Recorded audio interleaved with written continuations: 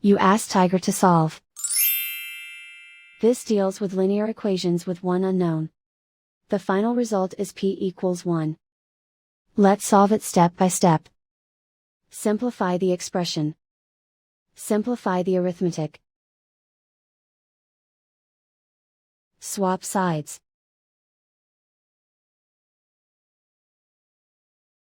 Group all constants on the right side of the equation. Add 8 to both sides. Simplify the arithmetic.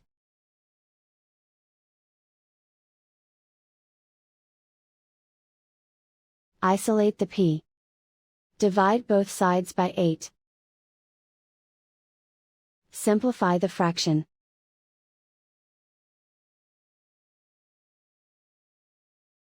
And so the final result is p equals 1.